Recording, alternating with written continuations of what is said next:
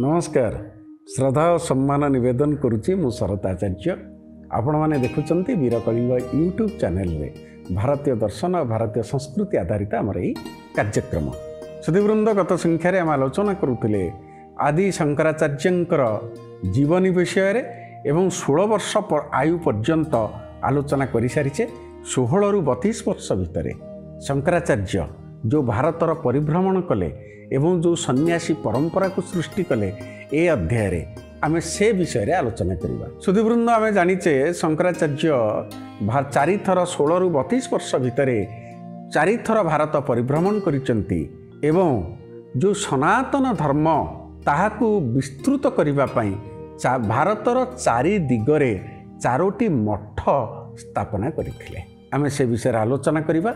अन्य कथाटी होउची गोटे बड़ कथा से करथिले जे गोटे सन्यासी परंपरा आरंभ करथिले एवं आदिगुरु शंकराचार्य जो सन्यासी परंपरा आरंभ करथिले ताहा होउची दंडस्वामी एवं दशनामी एई परि भाबरे दुईटी सन्यासी परंपरा को से आरंभ करथिले। ताले दंडस्वामी कौन दशनामी सन्यासी परंपरा कौन?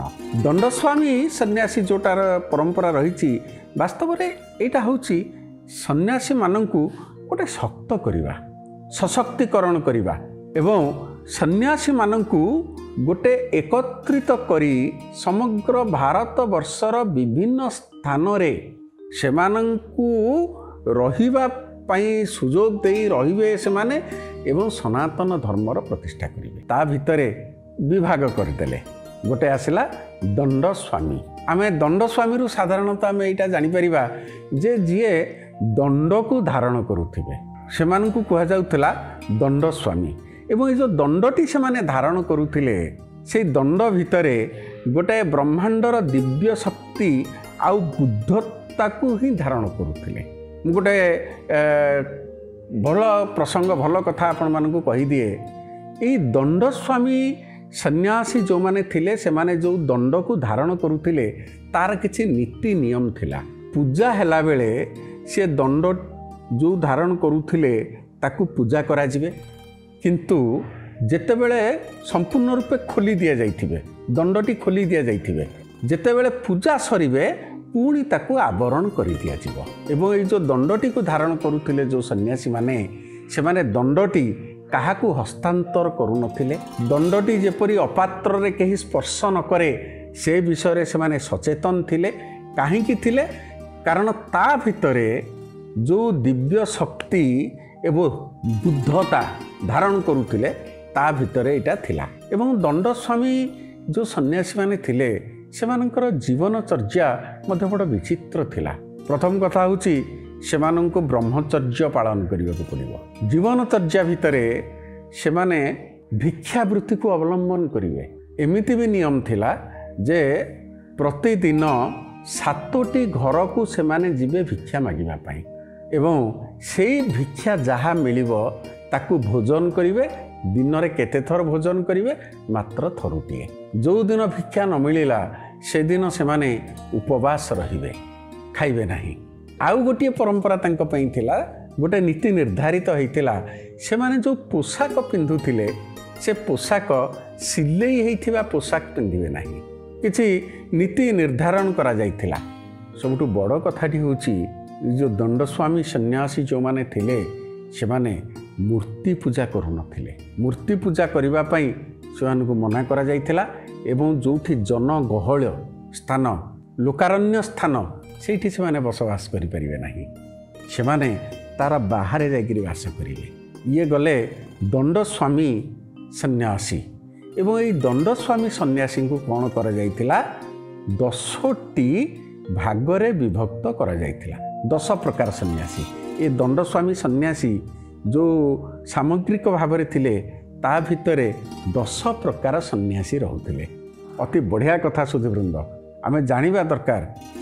आदि गुरु शंकराचार्य केवल एमिति बुली बुलिकी प्रचार करुनथिले सनातन धर्म जो व्यापकता पाई सनातन धर्मर स्थिति पाई आंगिक भाव मात्र 32 वर्ष बयस से कि प्रकार नियम एवं किपरि भाव गोटे परिसीमा ସେ ନିର୍ମାଣ କରିଥିଲେ, ଯାହାଦ୍ୱାରା ସନାତନ ଧର୍ମ ବ୍ୟାପ୍ତ ହୋଇପାରିବ, ସ୍ଥାୟୀ ହୋଇପାରିବ, ଲୋକଙ୍କ ପାଖରେ ପହଞ୍ଚି ପାରିବ।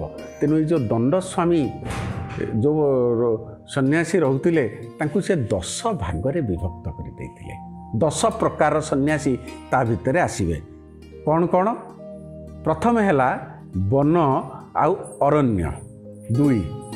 ତାପରେ ଆସିଲା ଗିରି ପର୍ବତ, ଏମାନଙ୍କୁ ସବୁ ସନ୍ନ୍ୟାସୀ ବୋଲି କୁହାଯାଉଥିଲା। ତାପରେ ଆସିଲା ସାଗର ସନ୍ନ୍ୟାସୀ, ତୀର୍ଥ ସନ୍ନ୍ୟାସୀ, ଆଶ୍ରମ ସନ୍ନ୍ୟାସୀ, ଭାରତୀ ସନ୍ନ୍ୟାସୀ, ସରସ୍ୱତୀ ସନ୍ନ୍ୟାସୀ, ପୁରୀ ସନ୍ନ୍ୟାସୀ। ଏହିପରି ଭାବରେ ଇଏ 10 ଭାଗରେ ସନ୍ନ୍ୟାସୀମାନେ ରହୁଥିଲେ। ଏବଂ এই ସନ୍ନ୍ୟାସୀମାନେ ଯେତେବେଳେ 10 ଭାଗରେ ରହିଲେ ଏମାନଙ୍କର କାର୍ଯ୍ୟ କ'ଣ? ତାହେଲେ ଏମାନେ ସମସ୍ତେ ଦଣ୍ଡକୁ ଧାରଣ କରୁଥିଲେ। କାର୍ଯ୍ୟଟି କ'ଣ ଥିଲା ମୁଁ ଆପଣମାନେ ଦେଖନ୍ତୁ।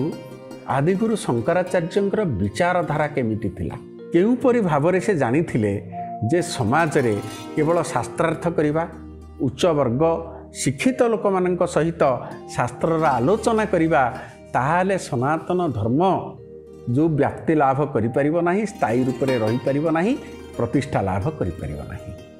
ତେଣୁ ସେ କ'ଣ କରିଥିଲେ? ଆଦିଗୁରୁ ଶଙ୍କରାଚାର୍ଯ୍ୟ ମଧ୍ୟ ଜାଣିଥିଲେ ସମାଜରେ ଯେଉଁମାନେ ନିମ୍ନ ସ୍ତରରେ ଅଛନ୍ତି, ଅବହେଳିତ ହୋଇକରି ଅଛନ୍ତି, ଯେଉଁମାନେ ଶିକ୍ଷିତ ନୁହନ୍ତି, ଯେଉଁମାନେ ଜ୍ଞାନୀ ନୁହନ୍ତି, ବିଶେଷ ଭାବରେ ଯେଉଁମାନେ ହେଉଛନ୍ତି ଜନଜାତିର ଲୋକ, ସେମାନଙ୍କ ପାଖରେ ପହଞ୍ଚିବା ଦରକାର, ସେମାନଙ୍କୁ ଶିକ୍ଷିତ କରିବା ଦରକାର। ସେହି ସମୟରେ ଶଙ୍କରାଚାର୍ଯ୍ୟ ଏହି କଥା ଭାବିଥିଲେ। ଯାହାଫଳରେ ସୁଧୀବୃନ୍ଦ ଆପଣଙ୍କର ବନ ଆଉ ଅରଣ୍ୟ ସନ୍ନ୍ୟାସୀ ଯେଉଁମାନେ ରହିଥିଲେ ସେମାନେ କ'ଣ କରୁଥିଲେ? ସେମାନେ ରହିବେ କେଉଁଠି? ତାଙ୍କ ପାଇଁ ଯେଉଁ ନୀତି ନିର୍ଦ୍ଧାରିତ ହୋଇଥିଲା, ସେମାନେ ଜଙ୍ଗଲ ଭିତରେ ରହିବେ, ଅରଣ୍ୟରେ ରହିବେ। ଏବଂ ଜଙ୍ଗଲ ଭିତରେ ଅରଣ୍ୟରେ ଯେଉଁ ଜନଜାତିର ଲୋକମାନେ ରହୁଛନ୍ତି ସେମାନଙ୍କୁ ଇଏ ପ୍ରଶିକ୍ଷିତ କରାଇବେ, ଶିକ୍ଷିତ କରାଇବେ। ଶିକ୍ଷିତ କରାଇ ସନାତନ ଧର୍ମ ବିଷୟରେ ଅବଗତ କରାଇବେ। ତେଣୁ ଇଏ 2 ପ୍ରକାର ସନ୍ନ୍ୟାସୀ ଜଙ୍ଗଲରେ ରହିବେ। ଅନ୍ୟ 2 ପ୍ରକାର ସନ୍ନ୍ୟାସୀ ଗିରି ଆଉ ପର୍ବତ, ଇଏ ଦଶନାମୀ ସନ୍ନ୍ୟାସୀ। ଗିରି ଆଉ ପର୍ବତ ଇଏ ଯେଉଁ ସନ୍ନ୍ୟାସୀ ରହିଲେ ଏମାନେ ପାହାଡ଼ିଆ ଅଞ୍ଚଳରେ ରହିବେ। ପାହାଡ଼ର ପାଦଦେଶରେ, ପାହାଡ଼ ଅଞ୍ଚଳରେ ରହୁଥିବା ଯେଉଁ ଜନଜାତିର ଲୋକମାନେ ଅଛନ୍ତି, ସାଧାରଣ ଲୋକମାନେ ଅଛନ୍ତି, ଆଙ୍କର କାମ ଥିଲା ତାଙ୍କୁ ଶିକ୍ଷିତ କରାଇବା, ତାଙ୍କ ପାଖରେ ଭାରତୀୟ ସନାତନ ଧର୍ମ ପହଞ୍ଚାଇବା, ତାଙ୍କୁ ଅବଗତ କରାଇବା ଧର୍ମ ବିଷୟରେ। ତୃତୀୟରେ ଆସିଲେ ସାଗର। ସାଗର ଅର୍ଥ ହେଉଛି ସମୁଦ୍ର। ସମୁଦ୍ର ତଟରେ କେଉଁମାନେ ରହନ୍ତି? ଯେଉଁମାନେ ସମୁଦ୍ରରୁ ମାଛ ମାରନ୍ତି, ଯେଉଁମାନଙ୍କର ଏତେ ଶିକ୍ଷା ଦୀକ୍ଷା ନାହିଁ। ସାଗର ସନ୍ନ୍ୟାସୀ ଯେଉଁମାନେ ରହୁଥିଲେ, ଏଇ ଯେଉଁ ଦଶନାମୀ ସନ୍ନ୍ୟାସୀ ଭିତରେ, ସେମାନେ ସମୁଦ୍ର ତଟରେ ଅବସ୍ଥାନ କରିବେ ଏବଂ ସେଠି ରହୁଥିବା ଲୋକମାନଙ୍କୁ ଅବଗତ କରାଇବେ, ପ୍ରଶିକ୍ଷିତ କରାଇବେ, ସନାତନ ଧର୍ମ ବିଷୟରେ ଦୀକ୍ଷିତ କରାଇବେ, ସେମାନଙ୍କୁ ବୁଝେଇବେ। ତାପରେ ଆସିଲା ତୀର୍ଥ ଆଉ ଆଶ୍ରମ। ଇଏ ଗୋଟେ ଗୁରୁତ୍ୱପୂର୍ଣ୍ଣ କଥା। ସନାତନ ଧର୍ମର ଯେତେ ଆମର ତୀର୍ଥ ଜାଗା ଅଛି ସେଇଠି ଆଶ୍ରମ ପ୍ରତିଷ୍ଠା କରିବା, ବା ଯେଉଁଠି ଆଶ୍ରମ ଅଛି ସେଠି ରହି ସନାତନ ଧର୍ମ, ଅଦ୍ୱୈତ ବେଦାନ୍ତ ବିଷୟରେ ଶାସ୍ତ୍ରାର୍ଥ କରିବା, ସତ୍ସଙ୍ଗ କରିବା, ଅବଗତ କରାଇବା, ଇଏ ହେଲା ତୀର୍ଥ ଆଉ ଆଶ୍ରମ। ସନ୍ନ୍ୟାସୀମାନେ ଯେଉଁମାନେ ସେଇଠି ରହୁଥିଲେ, ଇଏ ଦଶନାମୀ ସନ୍ନ୍ୟାସୀ ଭିତରୁ ସେମାନଙ୍କୁ ତୀର୍ଥ ସନ୍ନ୍ୟାସୀ ଆଉ ଆଶ୍ରମ ସନ୍ନ୍ୟାସୀ ବୋଲି ମଧ୍ୟ କୁହାଗଲା। ତାପରେ ଆସିଲେ ଭାରତୀ ସନ୍ନ୍ୟାସୀ। ସେତେବେଳେ ଭାରତରେ ଗୁରୁକୁଳ ଚାଲିଥିଲା।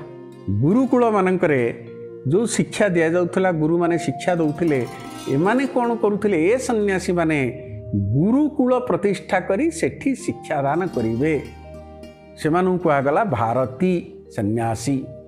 ତାପରେ ଆସିଲେ ସରସ୍ୱତୀ ସନ୍ନ୍ୟାସୀ। ଯେମିତି ଆମେ ଜାଣିଛେ ନାଳନ୍ଦା ବିଶ୍ୱବିଦ୍ୟାଳୟ ଥିଲା, ସେତେବେଳେ ଭାରତରେ କିଛି ବିଶ୍ୱବିଦ୍ୟାଳୟ, ଗୁରୁକୁଳ ବାଦ କିଛି ବିଶ୍ୱବିଦ୍ୟାଳୟ ଥିଲା। ଏବଂ ସେଇ ବିଶ୍ୱବିଦ୍ୟାଳୟମାନଙ୍କରେ ଯେଉଁମାନେ ସନ୍ନ୍ୟାସୀ ଭାବରେ ରହି ସନାତନ ଧର୍ମକୁ, ଅଦ୍ୱୈତ ବେଦାନ୍ତକୁ ପ୍ରଚାର ପ୍ରସାର କରୁଥିଲେ, ସେମାନଙ୍କୁ କୁହାଗଲା ସରସ୍ୱତୀ ସନ୍ନ୍ୟାସୀ। ଏବଂ ଶେଷରେ ଆସିଲେ ପୁରୀ ସନ୍ନ୍ୟାସୀ। ସନାତନ ଧର୍ମର ଯେଉଁ ଜ୍ୟୋତିର୍ଲିଙ୍ଗ ଶକ୍ତିପୀଠ ଅଛନ୍ତି, ସେ ଜାଗାରେ ଅବସ୍ଥାନ କରି ସନାତନ ଧର୍ମକୁ ଲୋକଙ୍କ ପାଖରେ ପହଞ୍ଚାଇବା, ସମସ୍ତଙ୍କୁ ସେଇ ଶାସ୍ତ୍ରାର୍ଥ କରିବା, ସତ୍ସଙ୍ଗ କରିବା, ଅଦ୍ୱୈତ ବେଦାନ୍ତ। କାହିଁକି ଅଦ୍ୱୈତ ବେଦାନ୍ତ ହେଲା ପରବର୍ତ୍ତୀ ସମୟରେ ମୁଁ ନିଶ୍ଚିତ କହିବି। ତେଣୁ ଏହା ମାଧ୍ୟମରେ ଗୋଟେ ଅବଗତ କରାଇବା, ସେଇଥିପାଇଁ କି ପୁରୀ ସନ୍ନ୍ୟାସୀ ବୋଲି ସେମାନଙ୍କୁ କୁହାଗଲା। ଯେଉଁଟାରେ ଆମର ଶକ୍ତିପୀଠ ଅଛି ବା ଜ୍ୟୋତିର୍ଲିଙ୍ଗ ଅଛି, ସେ ସ୍ଥାନରେ ସେମାନେ ଅବସ୍ଥାନ କରିବେ। ତେଣୁ ସୁଧୀବୃନ୍ଦ, ଇଏ ଯେଉଁ ଦଣ୍ଡସ୍ୱାମୀ ସନ୍ନ୍ୟାସୀ ଆସିଲେ, ଏମାନଙ୍କର ମୁଖ୍ୟ କାମଟି ଥିଲା ଶାସ୍ତ୍ରାର୍ଥ ଦ୍ୱାରା ସନାତନ ଧର୍ମର ପ୍ରଚାର କରିବା।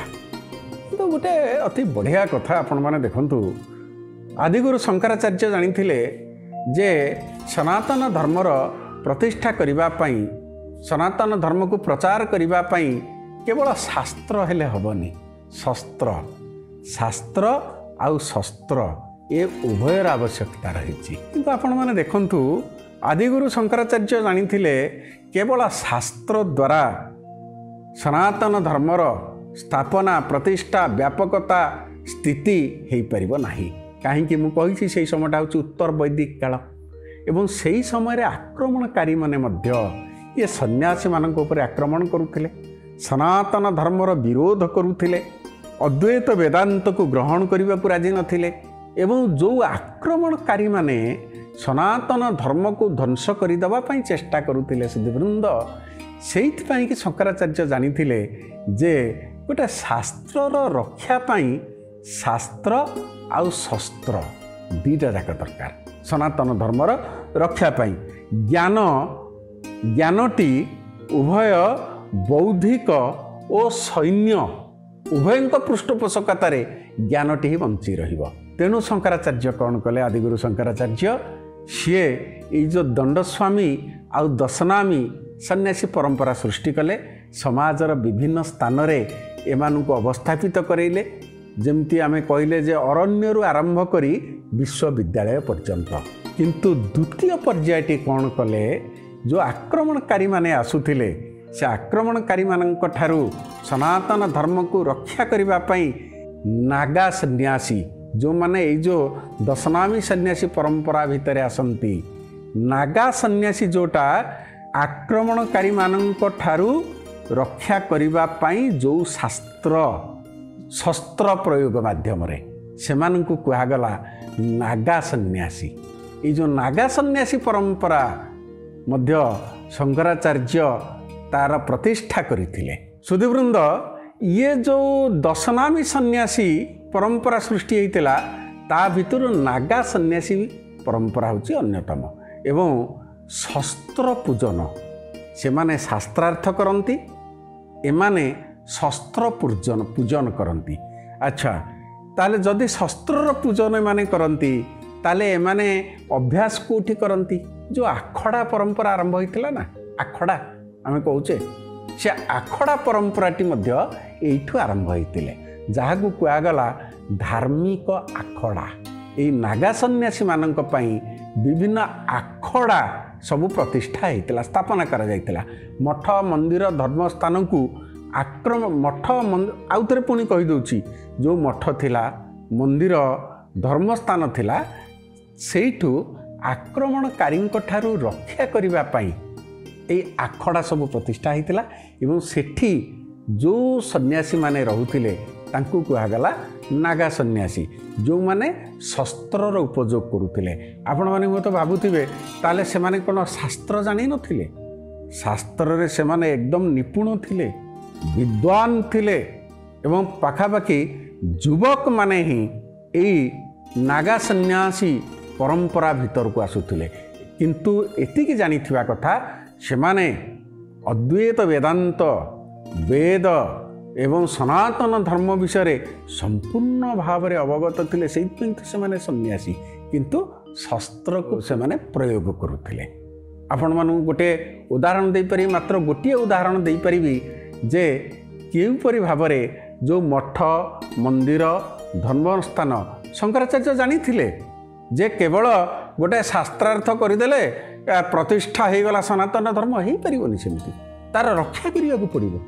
ଗୋଟେ କୁଣ୍ଡଳୀ, ଜୀବନଟା ରକ୍ଷା ହେଲେ ସିନା, ଆମେ ବଞ୍ଚିଥିଲେ ସିନା ଭୋଗ କରିବା, आमे बंची थिले सिना शास्त्र करिबा आमे बंची थिले सिना सृष्टि को संदर्शन करिबा देखिबा तेनु बंचीबा पई जोटा आवश्यक सेइथि पई कि से कोन करथिले गोटे रक्षा करिबा पई जो परंपराटी करथिले ताहा थिला नागा। आपण मानकु गोटे मु भल गोटे उदाहरण मात्र देबी जे अहमद शाह अब्दाली जो आक्रमणकारी थिले अहमद शाह सी कौन कले मथुरा वृंदावन को आक्रमण कले ध्वस्त विध्वस्त करदेला परे सी जाउथिले गोकुल आक्रमण करने एवं तांकु सेठी प्रतिहत करथिले तांको सहित संग्राम करथिले युद्ध करथिले ए नागा सन्यासी माने तांकु युद्ध रे परास्त करथिले। ये हला गोटे एमिति समग्र भारत वर्ष रे आपण हजार हजार उदाहरण पाई परिबे।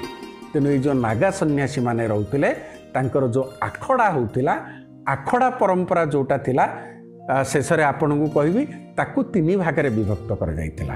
धर्मीय आखड़ा जहाँ थिला गोटे हला शैव संप्रदाय गोटे हला वैष्णव संप्रदाय एवं आउ गोटे हला उदासीन पंथ।